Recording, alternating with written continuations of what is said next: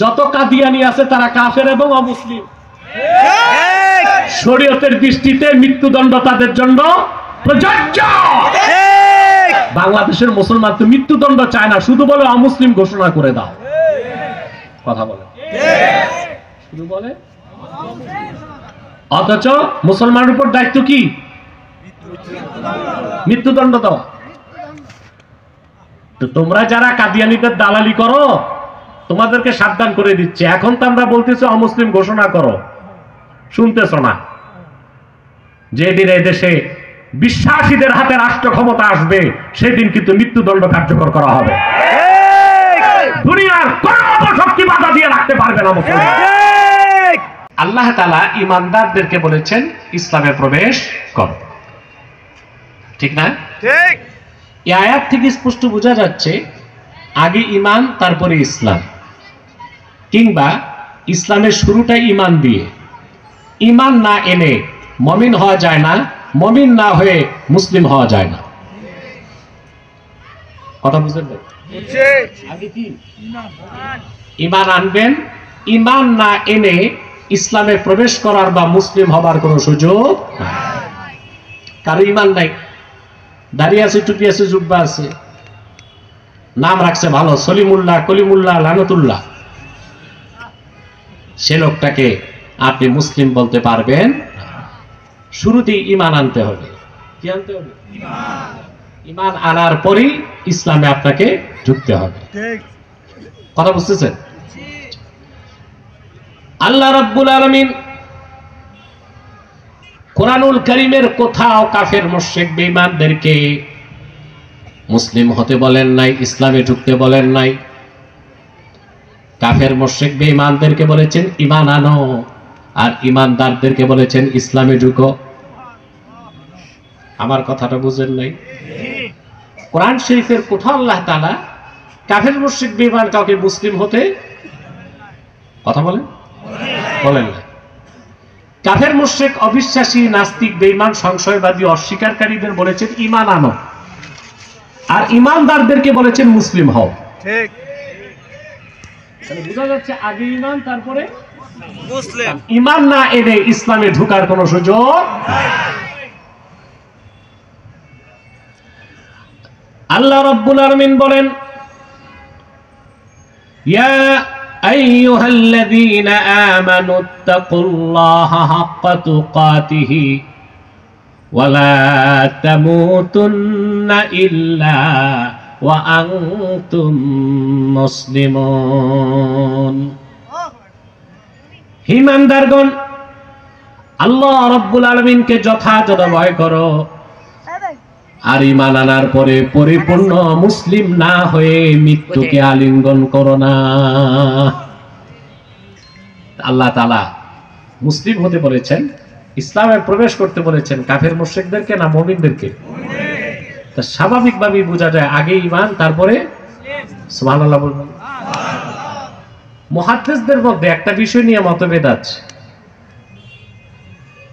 ইমাম বুখারী, ইমাম জুহরি, দাউদ জাহিরি, আহমদ বিন হাম্বল, ইমাম শাফি, বড় বড় ইমামদের মতে, এবং বিশেষ করে ইমাম বুখারীর মতে, ইন্নাল ঈমান ওয়াল ইসলাম বিমা'নান ওয়াহিদ।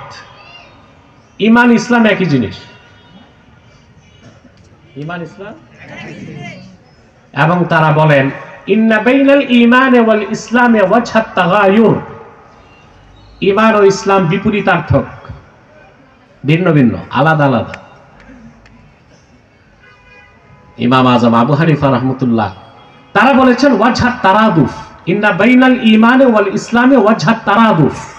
ঈমান ও ইসলাম একই জিনিস, সমার্থক। ইমাম আজম আবু হানিফা রাহমাতুল্লাহ বলেছেন যে না, ইন্না বাইনাল ঈমান ওয়াল ইসলাম ওয়াজহাত তাগায়ুর, বিপরীতার্থক। ঈমান এক জিনিস, ইসলাম আরেক জিনিস। আবার বদরুদ্দিন আইনি, যিনি বুখারী শরীফের বিখ্যাত ব্যাখ্যাকার, তিনি বলেছেন ইন্না বাইনাল ঈমান ওয়াল ইসলামে ওয়াজহাল উমুমি ওয়াল খুসুস। ঈমান ও ইসলামের মধ্যে আম ও খাসের সম্পর্ক আছে। আম ও ইসলামের মধ্যে ঈমান আছে, ঈমানের মধ্যে ইসলাম নাই। ইসলামের মধ্যে ঈমান আছে, কিন্তু ঈমানের মধ্যে একটা জায়গায় যে সবাই একমত, ইন্নাল ঈমানা ওয়াল ইসলাম ওয়াল ইহসান ফামাজমুউ হাযিহি সালাসা আদ-দ্বীন। ঈমান, ইসলাম, ইহসান, এই তিনটা মিলে দ্বীন ইসলাম। আমি বুঝাতে পারি না, সুবহানাল্লাহ বললেন না? সুবহানাল্লাহ। এর চেয়ে বেশি ব্যাখ্যা দিতে গেলে অনেক জটিল ব্যাখ্যা, তা বুঝবেন না। এজন্য আমি আবার সরল কথায় চলে যাচ্ছি। একটা ঈমান আর একটা ইসলাম। আগে ঈমান, তারপরে ইসলাম। ঈমান না এনে মুসলিম হবার কোনো সুযোগ নাই। আমাদের দেশে কিছু কিছু আলেম একটা হাদিসের অপব্যাখ্যা করে। সেটা কি? আল্লাহর হাবিব ইরশাদ করেছেন, মান সাল্লা সালাতানা ওয়াস্তাকবালা কিবলাতানা ওয়া আকালা যাবিহাতানা ফাযালিকাল মুসলিম। যে ব্যক্তি আমাদের নামাজ পড়লো, আমাদের কিবলা মানলো, আমাদের জবাইকৃত পশুর গোশত খেলো, সে লোকটা মুসলিম। কিন্তু এখানে তো ঈমানের কথা নাই। ঈমানের কথা নাই। মান সাল্লা সালাতানা ওয়াস্তাকবালা কিবলাতানা ওয়া আকালা যাবিহাতানা ফাযালিকাল মুসলিম। ঈমানের কথা আছে? কথা বলেন। এখন কোন ইহুদি, খ্রিস্টান বা কাফের ঈমান আনে নাই, কালেমা পড়ে নাই, স্টেজে আর উঠানামা চলবে না, একদম ক্লোজ, বন্ধ। কোন ইহুদি, খ্রিস্টান, কাফের মনে করে কালেমা পড়ে নাই, কালেমা পড়ে নাই, কিন্তু আমাদের সাথে নামাজ পড়লো, কিবলাও মানলো, আমাদের সাথে একটু গোশতও খেলো, আমরা কি তাকে মুসলিম বলতে পারি? না। তার কারণ ঈমান আনার পরে যে ব্যক্তি নামাজ পড়বে আমাদের সাথে, কিবলা মানবে, আমাদের সাথে আমাদের জবাইকৃত গোশত খাবে, তখন আমরা তাকে মুসলিম বলতে পারি। কারণ ঈমান আছে না নাই এটা ভিতরের বিষয়, এটা কে জানেন? আল্লাহ। আপনি যে মুসলিম সেজন্য বাহ্যিক আনুগত্য দেখাতে হবে। সেই বাহ্যিক আনুগত্যের সবচেয়ে বড় আনুগত্য হচ্ছে সালাত। সুবহানাল্লাহ বলেন। এখন কোন ব্যক্তি ঈমান আছে না নাই কে জানেন? ঈমান আনার পর কোন ব্যক্তি যদি নামাজ না পড়ে, আমাদের কিবলা না মানে, আমরা তাকে মুসলিম বুঝতে পারবো না। আর মুসলিম না বুঝলে তার কাছে মেয়ে বিয়ে দিব, সালাম দিব, মসজিদে জায়গা দিব? হাদিসের অর্থ এটা। অর্থাৎ ঈমান আনার পরে যে ব্যক্তি আমাদের নামাজ পড়লো,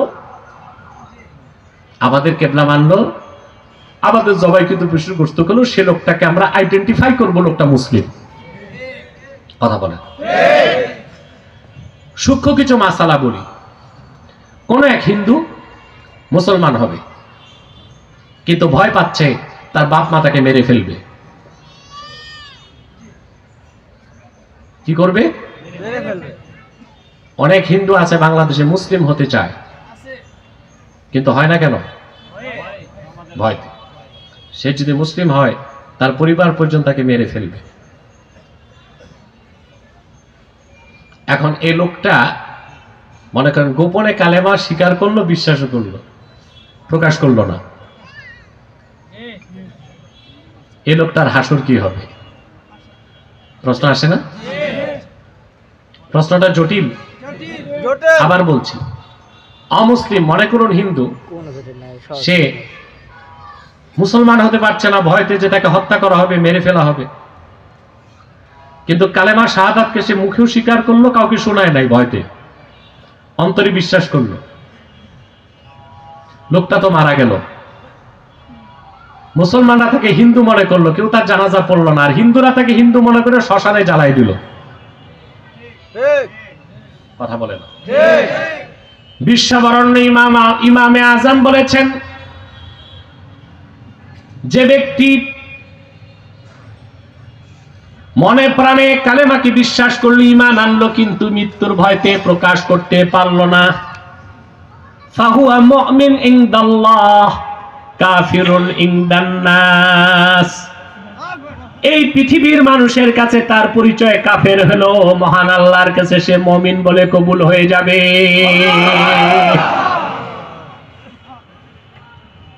মানুষ তারে জ্বালায় দিবে শ্মশানে, কিন্তু তার হাসর হবে মুমিন অবস্থায়, আল্লাহ তাকে জান্নাত দিয়ে দিবে। কিন্তু কোন ব্যক্তি আপনাদের সাথে নামাজ পড়লো, রোজা রাখলো, দাড়ি টুপি জুব্বা কুর্তা সব ঠিক, আপনারা তারে মুসলিম মনে করছেন, কিন্তু ভিতরে ঈমান নাই, তার হুকুম কি? ফাহুয়া কাফিরুন ইনদাল্লাহ মুমিন ইনদান নাস। মানুষের চোখে সে মুসলমান, তার জানাজা হয়েছে, দাফন হয়েছে, জিয়াফত হয়েছে, আল্লাহর কাছে তার পরিচয় কি? কাফের। ঈমান আর ইসলামটা বুঝতেছেন? কথা বলেন। এটা হচ্ছে কার ক্ষেত্রে? যার ঈমান নাই কিন্তু সে নিজকে মুসলিম বলছে, কুফর প্রকাশ করে না। কিন্তু কোন ব্যক্তি যদি নিজকে মুসলিম বলে কিন্তু তার দ্বারা কুফর প্রকাশ পায়, তখন আর চুপ থাকার সুযোগ নাই, তাকে কাফের বলতে হবে, মুসলিম বলার কোনো সুযোগ নাই। ওই ধরনের কাফেরকে শরীয়তে বলা হয় জিন্দিক। কি বলা হয়? জিন্দিক। শরীয়তের বিধান আমাদের মুসলিম সমাজে হিন্দু, বৌদ্ধ, খ্রিস্টান সবাই থাকবে, আমরা তাদেরকে কিছু বলতে পারবো না, বরং তাদের নিরাপত্তা দিবে সরকার। কিন্তু তাদের থাকতে হবে অমুসলিম পরিচয়। কি পরিচয়? কিন্তু কোন অমুসলিম সম্প্রদায় যদি অমুসলিম হওয়ার পর নিজেদেরকে মুসলিম বলে, তাদেরকে শরীয়তে বলা হয় জিন্দিক। তাদেরকে কোনো সুযোগ দেওয়া হবে না। শরীয়তে জিন্দিকের হুকুম হচ্ছে মৃত্যুদণ্ড। কথা বলেন। তো যত কাদিয়ানি আছে তারা কাফের এবং অমুসলিম। শরীয়তের দৃষ্টিতে মৃত্যুদণ্ড তাদের জন্য প্রযোজ্য। বাংলাদেশের মুসলমান তো মৃত্যুদণ্ড চায় না, শুধু বলে অমুসলিম ঘোষণা করে দাও। কথা বলে, শুধু বলে। অথচ মুসলমানের উপর দায়িত্ব কি? মৃত্যুদণ্ড দেওয়া। তো তোমরা যারা কাদিয়ানীদের দালালি করো, তোমাদেরকে সাবধান করে দিচ্ছে। এখন তো আমরা বলতেছি অমুসলিম ঘোষণা করো, শুনতেছ না? যেদিন এই দেশে বিশ্বাসীদের হাতে রাষ্ট্র ক্ষমতা আসবে, সেদিন কিন্তু মৃত্যুদণ্ড কার্যকর করা হবে।